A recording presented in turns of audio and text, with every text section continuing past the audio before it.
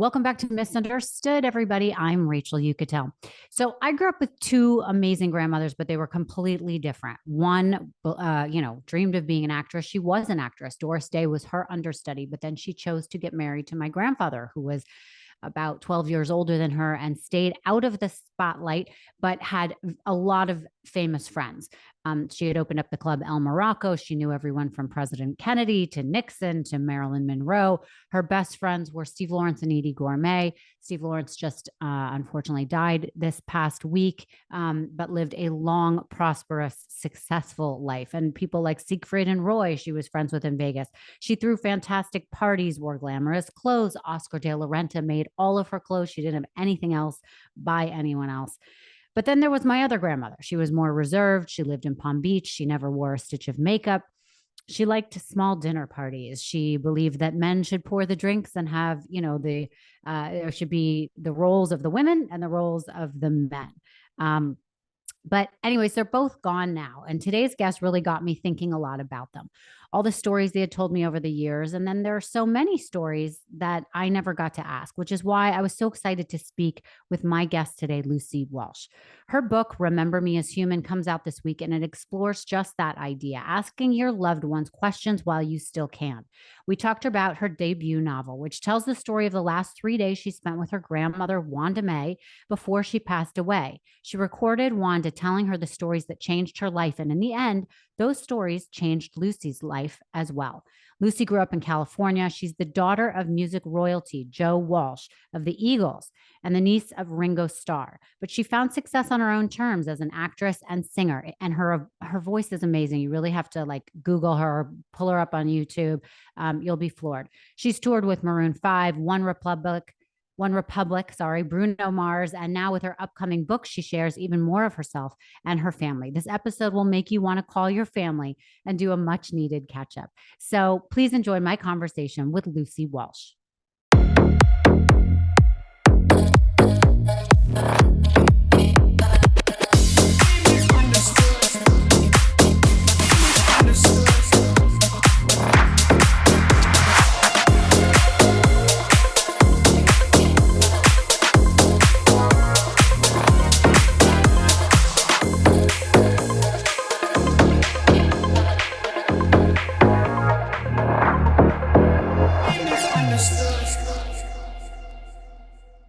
Lucy, thank you so much for joining me today on Misunderstood.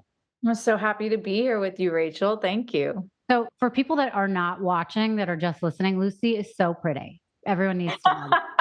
I mean, sometimes women don't want to be known as really pretty. They want to be thoughtful and smart, but you're really pretty. So I just thought I would say that up front. You're really pretty. Thank you for saying that. You and I both have this illustrious long goddess hair going on. Yes, exactly. Well, that's yes. Yes. Thank you. I'll take pretty. I don't mind that at all.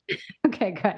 So I gave you an intro that was before you came on here, but I'm sure I did not do you justice. I want to hear a little bit from you so our listeners can grasp who you were as a child, kind of, and the upbringing that you have, because it's so interesting and unique.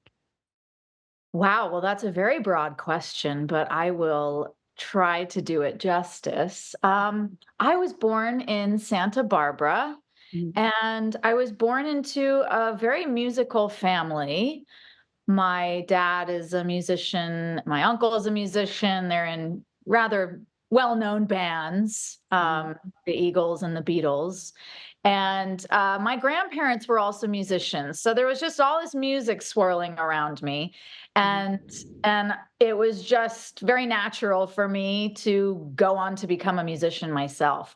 But my mom would not let me have a career in the entertainment industry until I was an adult. I knew I wanted to be an actress and a singer, just on stage with a microphone, whatever. Just as long as I could have a spotlight and a microphone, that's what I wanted. And I asked her if I could do it, and she said no. But she said, when you're 16, if you still want to do it, then I will support it. And on my 16th birthday, I handed her the phone and I said, get me in an acting class. And she did. And I went on from there.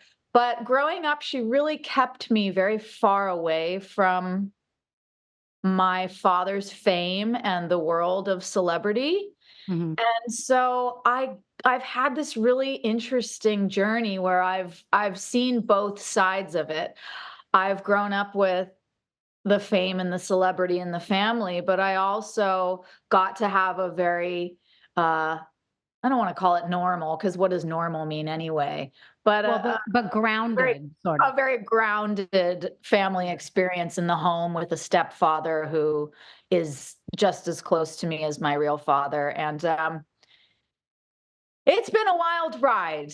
Yeah. I'm sure But you'll ask me more specific questions, yeah, but yeah, of course. I just wanted to hear, what you would pick as, how to represent yeah, yourself in your childhood. yeah. Um, it's interesting because what really came across from me doing research about you and also reading part of your book is that you really had to do it on your own. No one like handed you fame and they didn't hand you different parts. And so you really had to learn how to make it and get a name for yourself as opposed to having your dad help you or your uncle or whoever, which I really respect. And how hard was that for you, or did you appreciate that?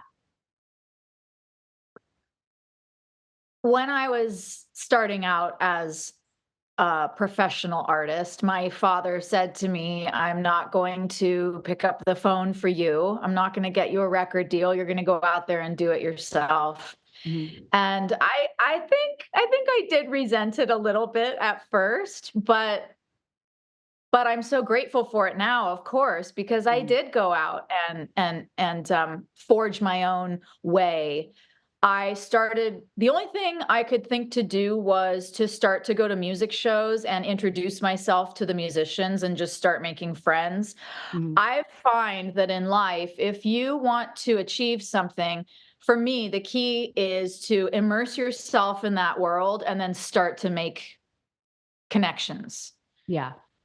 And I Yeah. don't mean like career connections, I just mean human connections. Mhm. And, that really led to my first touring invites, and it led to everything for me, just doing it that way.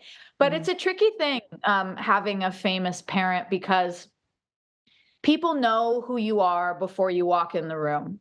Mhm. And yes, the name can open doors, but ultimately, if you're not good, you're not going to get the opportunity, you know. Yes, That's true. anyone can book one job, but to have a long career is something else entirely. And I'm really grateful that I got to be around that level of work ethic, Mhm. because I got to witness the Eagles go on that stage and put on one of the most epic shows in the history of musicianship and Mhm. make it look easy. But then I also saw the hundreds of hours that they put into rehearsal. Yeah. And so I never had any confusion about the work that it takes to have a long career. And Yeah. that's what I'm interested in. Yeah, exactly.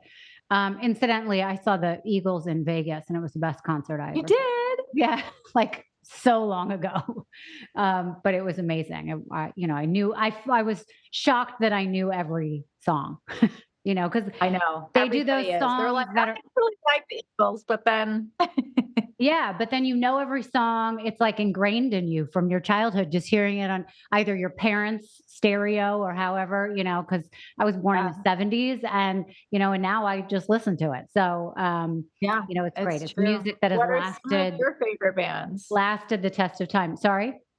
What are some of your favorite bands? Oh my God. So I'm a big yacht rock person. What is Um, yacht rock?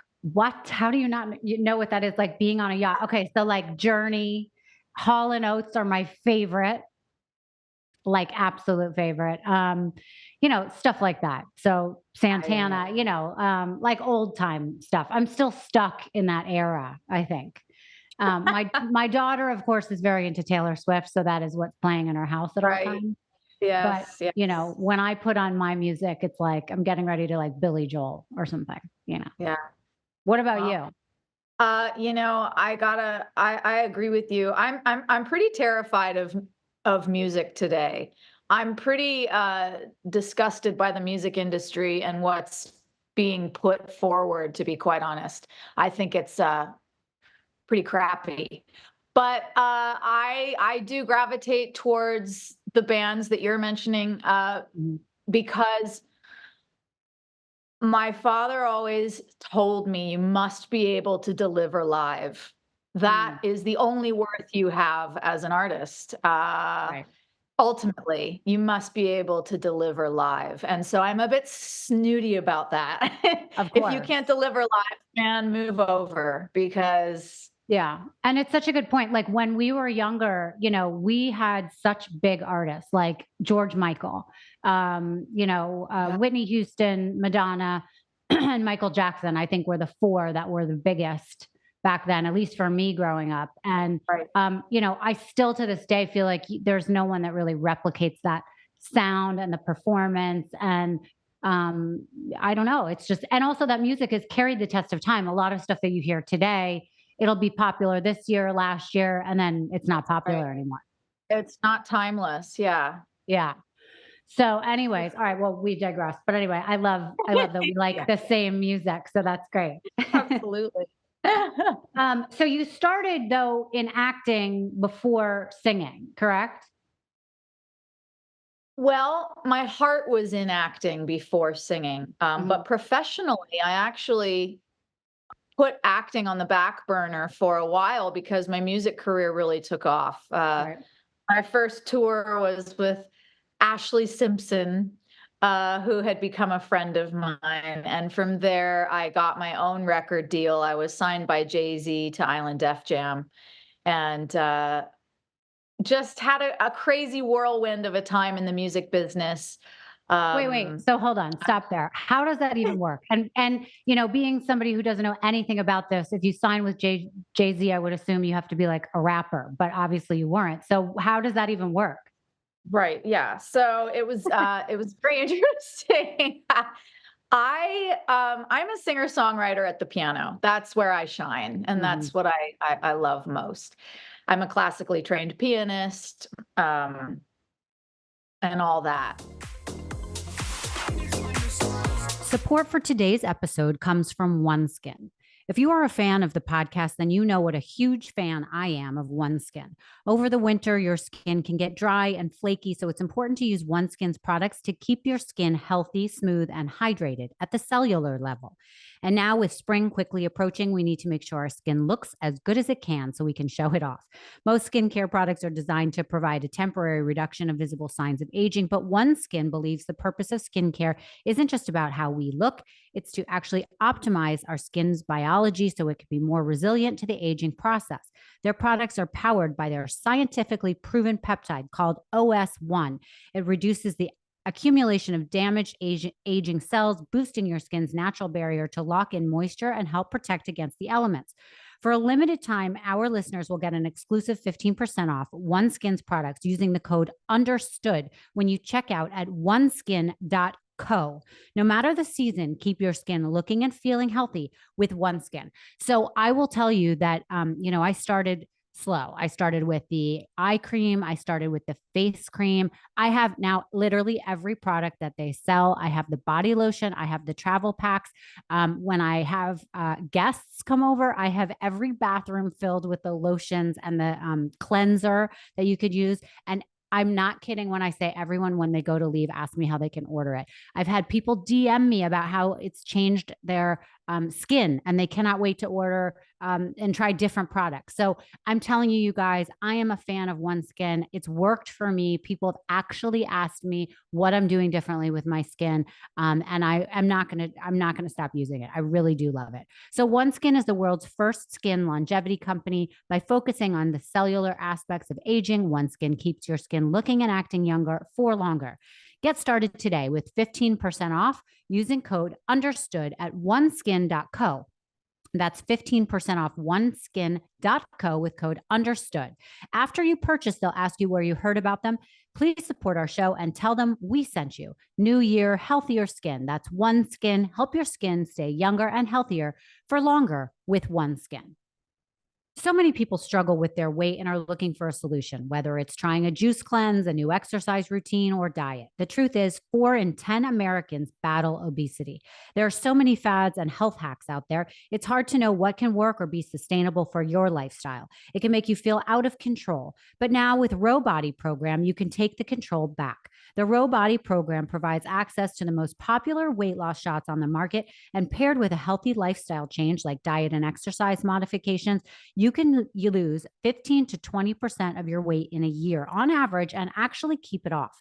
Before being prescribed medication, patients need to complete an online medical visit and lab test. Qualifications for medication are based on the patient's BMI, lab results, medical history, and the discretion of a Row affiliated healthcare provider. If you are determined to make the change, Row Body Program is the best support system you could ask for. They take you through every step from helping with the insurance paperwork, on demand questions. You can even sign up online. Join over 200,000 people who have already chosen Row to help them. The Row Body Program is ready and waiting for you to take the first step. The average weight loss is 15 to 20% in a year. I'm repeating it because it's a big deal with healthy lifestyle changes, BMI, and other eligibility criteria that apply. So go to row.co/understood, sign up today, and you'll pay just $99 for your first month and $145 a month after that. Medication costs are separate. That's ro.co/understood. When it came time for me to go for a record deal, I had written a ton of songs and I was signed to a production deal. And they took me to New York where I would showcase for 9 labels in 3 days. I went to all the majors. It was grueling. Mhm. And I took a guitarist with me, and we were just playing, 1 or 2 acoustic songs, and that's how I was getting my record deal. And we were in the Island Def Jam offices, and all the heads were in there. And my guitarist was so nervous because of who was there that he was just screwing my whole set. He was just messing up. And I reached over, I was like, oh my God, I can't go down with this ship.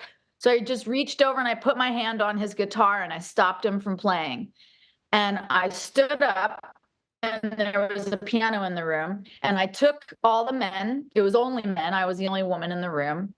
I took all these men and I took them by the shoulders and I pulled up chairs and I sat them in chairs by the piano. And I played a song that I had written, and they offered me a record deal right there. Wow. And it was just like, uh, taking matters into your own hands and not being willing to go down with a ship as a performer, which you know as well. You have to, that's what being a seasoned performer means, that no Mm. matter what goes wrong, you can handle it. Right. And you can keep your audience comfortable and you can keep everything fine. Everything's cool. If you're cool, they're going to be cool.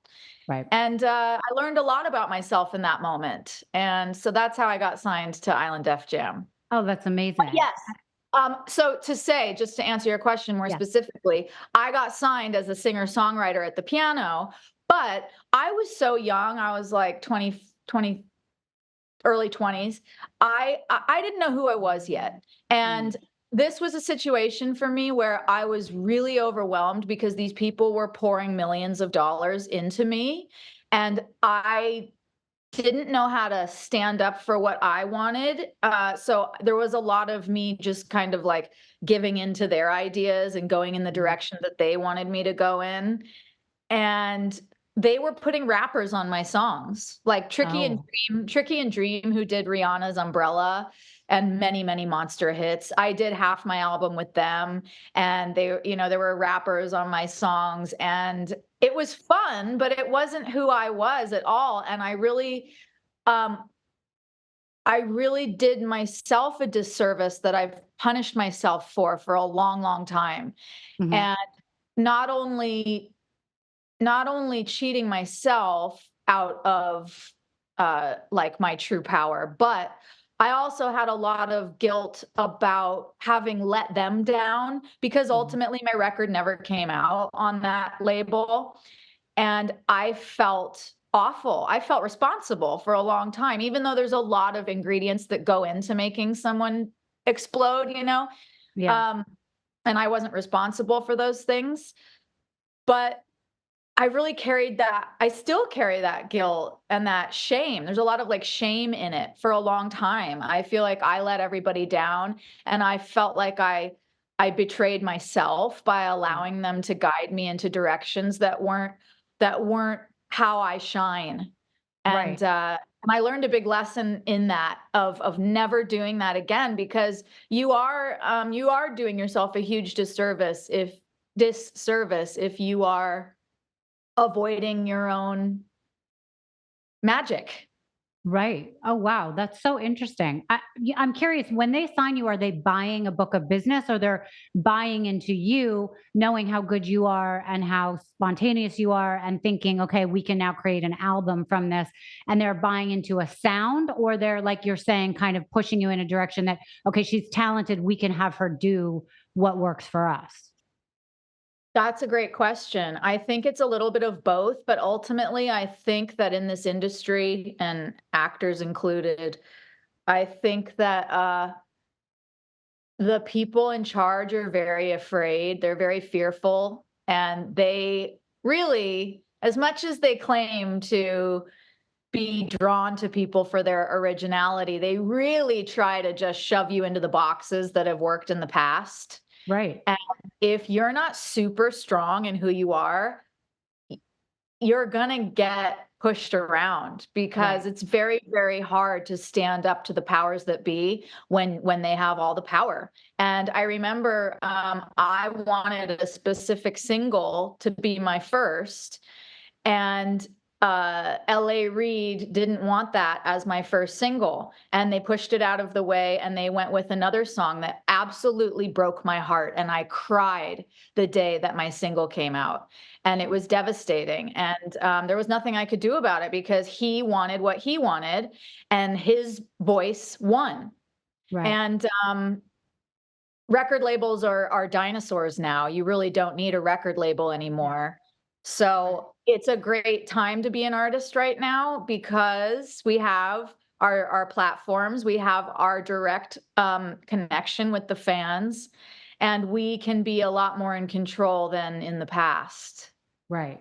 Yeah, and what you're saying, it's probably so hard to have any confidence when these people are telling you what to do and they're the ones signing you, and it's really That's hard to right. find your voice and stick with it. That's right. So for this book that I've written, I have power teams. Like I have the top agents in the industry. I have all that, but Mhm. I've gone around my teams quite honestly, and I chose to self-publish instead of getting a publishing deal for my book because of this. I did not want this story to go any other way than how I intended it to go, and I wasn't willing to gamble with that. Right. So it was an important lesson to learn because now you figured it out the right way this time. Okay, so let's actually start talking about the book because I love the book. It's so exciting that this is coming out. So where did this journey of the book start for you? The journey of the book started when I was 17 years old. My grandmother, Wanda, who is my mom's mom, she gave me the 63 remaining love letters that my grandfather Dale had written to her during World War II. Mm. And I actually have one here that was written on this day, January 16th in 1945. Wow. I pulled one. I looked in my archive to see if there was one that had been written on the day that you and I are chatting, and Oh there my is one, and gosh. it's just so sweet. It's just hi, hello, my darling. Just finished eating supper, and I'm writing this from the office. It's a little rainy here, and there's no lights, so I'm writing this by candlelight. He's talking about having gone to a movie the night before with some of the troops, and it was in French, but they still enjoyed it. So these letters are incredible. So anyway, when I was Oh, I 17, love that. I Wow. know. Sorry, I go got on. letters, yeah, and right away, I knew that they were very important. I knew that they were a really big deal, and I knew that I wanted to turn them into a feature film someday. Mhm, And I knew that I wanted, like, Ron Howard to be involved, and so I would carry the letters around in my purse just in case I ran into him, like, at the grocery store. I carried these letters for years in my purse in a plastic bag, mhm, and, I was only 17, so I didn't know how to go about turning them into a film yet, but I just started asking questions about of my, of my grandparents about the letters and about their lives. Kind of like a squirrel collecting nuts for the winter mhm, because I knew I wasn't going to have them forever. And in that process, my grandfather, who had written the letters, died with Alzheimer's, mhm. and his memories and stories were gone forever. And Right. that really was a huge tragedy and very shocking for me to watch him go through.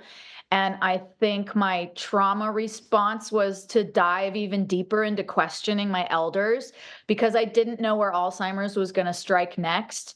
And my mind kind of decided that if I could collect everybody's memories, then Alzheimer's could never win. Right. Right. And that ultimately led me to interviewing my grandmother for 3 days in her nursing home when she was 97 years old, and she died 4 months after that. And this book, Remember Me as Human, is the story of those 3 final days that I spent with my grandmother, because what started out as asking questions about the letters really turned into this master class on what it is to be human. Mm. And that's the book. It's so beautiful, and what you just said is so beautiful. So what really struck me, I mean, it's such an obvious thing, is that we don't see our elders as like human. We don't think that they Oh, have feelings, that they had a love life beyond your parents, or if they're single, that they ever had a love life, right? right, yeah. And I remember, my grandparents are now dead, but I remember hearing little bits of stories and thinking that that life didn't even exist. You know what I'm saying? Like Yes. and sometimes things would come out. I would be at the grocery store with my grandmother in Palm Beach, and she was very tough, very uptight, very, everything close to the chest. And she mentioned one day, close to when she died, and my grandfather had been dead for 10 years, something about a food that she was taking off the shelf, and she said it reminded her of a boyfriend she had in high school. And I almost fell over because I didn't even think of her Wow. having a boyfriend in high school. Wow, And I didn't think yeah. of that memory until I was reading part of your book. And really how it's such an obvious thing, but we do not ask enough questions of our parents, of our grandparents. And when they die, those memories die too. Um, and the one thing that I really took from reading your book is that, I have an 11-year-old daughter, and Uh-huh. I literally said to her, you should start interviewing my mom now and have a course of like a little journal that you have with her throughout the rest of your lives together, That's right. and have these conversations. And I really was inspired by reading from your reading. So, anyways, to interrupt you, I just thought it was a really powerful thing, and so wonderful that you took, that you found it in you to do this, and it inspires others. But okay, so let's hear more about the book, Well, because I the need to journey. excuse me, I wanna Okay. say something about what you just said, because Okay, that go was ahead. amazing what you just said. So your reaction to what I wrote is my success. That to me, like, I can die happy because to hear that from you is so meaningful. I can't even tell you. That's my wish with this book, is that it inspires people to get to know each other on a deeper level. And I think that's so beautiful what you just said about hearing that from your grandmother. Yeah, yeah, Yeah. man. Like we put each other in these little boxes Mhm. and we kind of categorize each other, not just our elders, but our peers. And we go, Yeah. oh, I know who they are. And then Mhm. we lose our curiosity. Right. And I stand for reversing that and going deeper into the human connection, which I know that you do too, because this is what your podcast is all about. So I Yeah. know you stand for the same thing. And to pass that on to your daughter is my wish. We Yeah. can make a massive change if we just pass it on one person at a time. And that's Yeah. the point of stories. I can't tell you how many conversations I have with people where they don't ask me a single question about myself. There Mm, is zero curiosity. And yeah. I really blame the advancement of technology and social media and AI because it's Mm. very isolating for all of us, and it's really robbing us of our humanity. And it's very scary, in my opinion. Yeah, no, you're right. There's a lack of social connection. That's right. And the fact that you could just use chat GPT to ask the questions or get the answers for Yep. you. It takes out all the interaction and getting little tidbits that you wouldn't get. But it's funny you bring that up because when I said that to my daughter, she came to me this morning and she said, "Oh, there's apps that help you come up with questions and you put in the answers and then it comes up with a book at the end of the year." And I was like, "How did you even figure that out?" But like Wow. she can email questions to my mother as opposed to sitting down and spending time with her. She's That's 11, so it's right. not like I her know. most Yeah. favorite thing. Right. I But the see fact, all the same things. Yeah, I see yeah, like, all these apps and these little cards with questions, and I just think, "No, that's not it. That's not what I'm right. talking about. I am talking about face-to-face human connection, curiosity, looking into each other's eyes and Yeah. learning something and putting yourself in someone else's shoes." I appreciate all the apps and everything, and that's great if your daughter wants to use that at 11, but it's much more than that, you Of know? course. No, I agree. So how did learning the history of your family through your grandmother's eyes affect you? Learning my family's history through her really, really affected me, man. I was asking her some really tough questions about things that I had known about my whole Mhm. life, but I had never heard it from her. Yeah. And I I felt like a lawyer at times because you know how a lawyer never asks a question they don't know the answer to? Yep.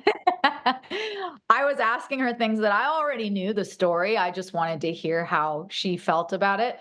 And it really surprised me, her reactions.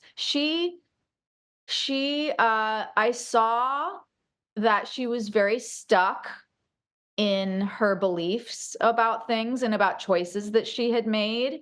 Mm. I had expected her to like have these epiphanies and new feelings about things and realizations now that she was almost 100 years old. And instead, I really learned a lot about how tightly humans grip to their beliefs and wanting to be right about things, Yeah. and how painful it is for people to look at the past and think that they might have done something differently.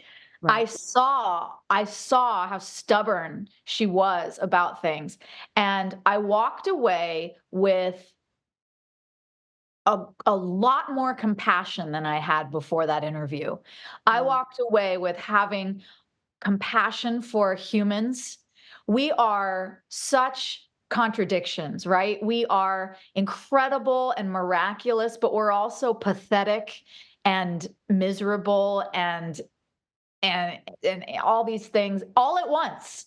And it really made me grow up in not seeing things black and white, in Mhm. having compassion for people's capacities and personalities.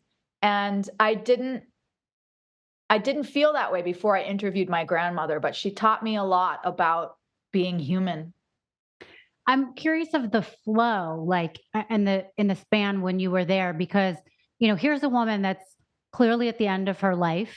She's been alive for 97 years. You're a younger girl. As you started to ask her questions versus at the end of your interview, so to speak, days later, did you feel like she started to open up? Did she start to remember more? Did she start to get emotional about things? Did she, when you would come in the next day, be like, "I thought about it and I actually want to talk about this more," or did she like say, "Here are some life lessons that are important to you"? I'm just like curious how that would go from a woman who's at the end of life to someone she really wants to give some advice or correct a narrative. Yeah, it was really interesting that way. At the beginning, she did not want any camera there because I filmed the whole thing and I have this Ah, beautiful footage of her, the whole interview. She did not want cameras. No, no, no. But as soon as the camera came on, she just like came to life because mhm, she was a ham. And that's the thing about the book. Wanda Mae Boyer is such a lovable, unforgettable character that you just fall madly in love with. She was so funny. She was obsessed with jokes. You know, she really felt that your worth was making other people feel better with a joke. That mm, was like the ultimate giving back that you could do. mm, And she never revisited things with like a deeper, like, oh, I forgot to tell you this. She never went backwards to revisit something. She was very mm, childlike in that way. She was always very in the moment with whatever I was asking her, and she would start to share. Yes, the more that I asked her, she would start to share, but she would not offer it herself. I mm. had to guide her there and like ask her almost like a child, like, so I want to go back to when your father hung himself in the barn. Tell me what that was like for your mother. Like she would go into it. But with these stories, the thing that really surprised me was even though we were talking about people that have been dead for like a century, she was still not wanting to divulge everything because she was protecting them. Wow. And that's what we do, don't we? Like we Mhm, protect each other, we protect our family secrets, mhm, even when people have already died.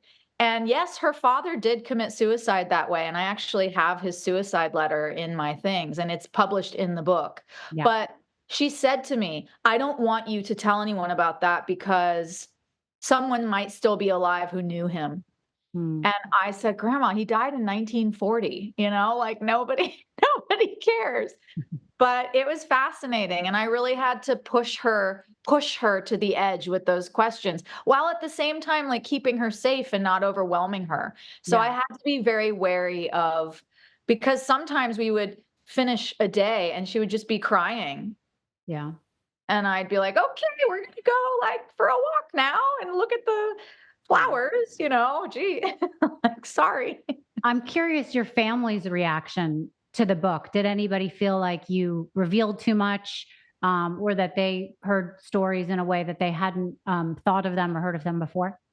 Yes, this has been very hard for certain members of my family, and I really have to thank them and give them credit for trusting me to do this and for giving me the freedom to do it my way. Mhm, Um, there are some family secrets that I have included in the story that are not easy for my family to swallow. We've never really spoken about them with each other. mm, But what I do have is Wanda's interview. yeah, And sorry, but she's talking about things that actually happened.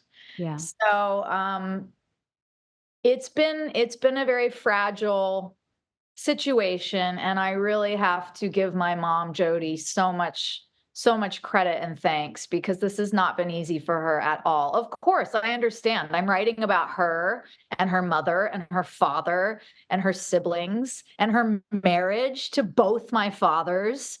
I mean, mm, my mom is like at the at the core of this book, and I'm just talking about her life, and she's been such a good sport.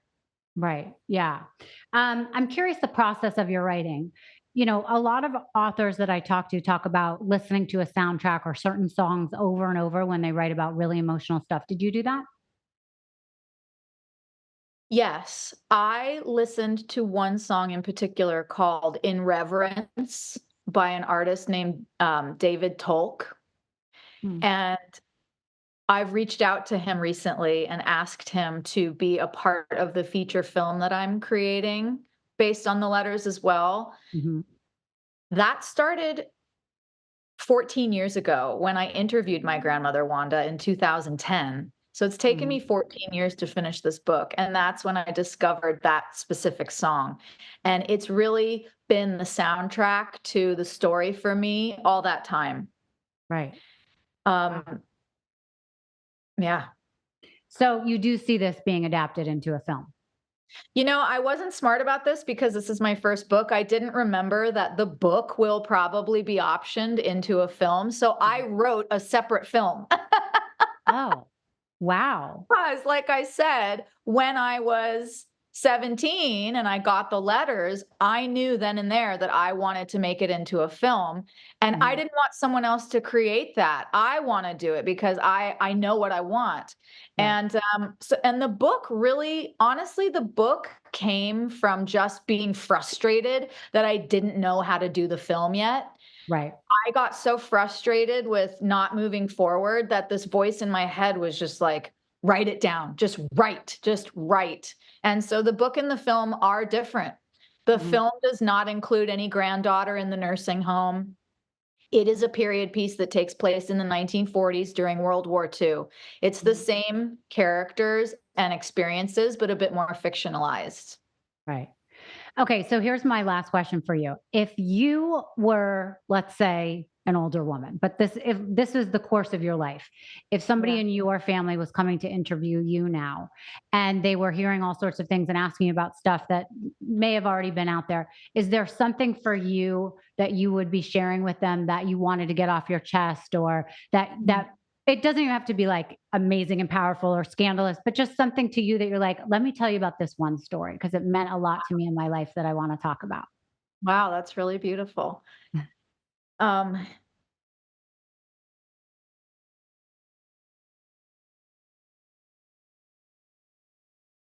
My God, so many come to mind, don't they? Such beautiful little snapshots from our lives of such meaningful moments that are not a big deal at all in the scheme of things. One that I remember, one of the most beautiful moments of my life was my stepfather, Jim. I don't like to call him my stepfather because he's my gym dad, that's what I call him. Yeah. My gym dad came into my life when I was 3 years old, and he married my mom and loved me as his own. And I have a brother and sister, two sisters and a brother from him and my mom, you know, blah blah blah. I have other siblings, so I'm not his own. He has other children. But he took me into the laundry room one time when I was a teenager, and he gave me his mother's wedding ring and said that he wanted me to have it for when I got married. And he started crying. And it was such a beautiful moment because here he was passing on his blood mother's ring to his stepchild. Mm. And that, Mm. it just, it's such a beautiful bond that him and I have. And that really let me know how he felt about me Right. and is something I'll always remember. Of course. That's such a beautiful story, and obviously a testament to the fact that, love runs thicker than blood, and family does, as well. I Really love that. does. I love that story. All right. Any projects you have that are coming up that we should get excited for, that we can see you in or hear your voice or read more about besides the things we're talking about? Yes, so I seem like a jack of all trades because I've got like podcasts and acting and singing and writing and la la la. But really, it's very simple for me. I'm an actress, a singer, and a love of writing. So I have projects on all fronts. Quite honestly, I have multiple albums of music that I have yet to release. So I think I'm really interested in recording some new stuff in the coming Mhm. year. I'm acting in a few projects that I can't really share yet, but very exciting stuff. And I also own my own performing arts studio, the Lucy Walsh Performing Arts Studio. And I coach people in music and also life coaching all over the world on Zoom. And through Remember Me as Human, I am designing these online courses based on the book and the concept of embracing our humanity that I will be releasing soon. So there's a lot going on, and I can't wait to connect with your listeners and hear from them. Yeah, the film, the film that I'm doing based on my grandparents' letters is finished, and we are moving towards pre-production and all that in the next year or so. Oh, wow. So do you have somebody that's playing Wanda?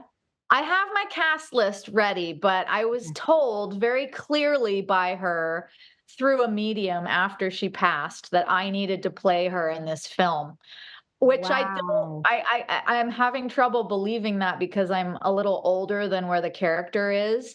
But with AI and everything these days, and all the age fluctuations they're able to do for actors now, we'll see what happens. Oh my God, that's amazing. All right. Well, I can't wait for this. Tell people where they can find you. Also, Remember Me as Human is out March 12th. You can get it anywhere books are sold, Amazon. Tell people where they can find Amazon, exactly. Amazon is where it's at right now for pre-sale, and when it comes out, it will just bleed out into all the bookstores. It'll be everywhere. Hopefully, let's all get ourselves a copy and pass it on, because this is vital for us at this time when humanity is such an elusive thing with all the technology that's going on around us. Yes, Exactly. everyone can follow me at the Lucy Walsh on the socials. Perfect. And do you have a website too if people want to check out more about you? LucyWalsh.com, but the socials are really where it's most up to date because I'm there every day. Perfect. And do you read your DMs in case anyone wants to get in touch with you?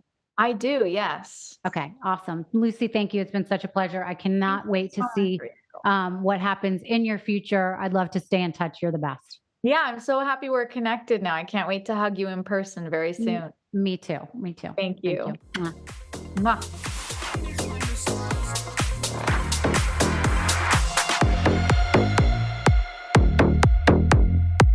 Thank you so much for listening to Misunderstood. I'm your host, Rachel Yucatel. Please be sure to subscribe to the show and give us a 5-star rating and review. You can support the show by joining our Patreon at patreon.com/misunderstood with Rachel Yucatel. Do you have ideas for the show or want to reach out? Email us at info misunderstoodpodcast@gmail.com. That's spelled MISS understood. Thank you so much, and I'll see you next time.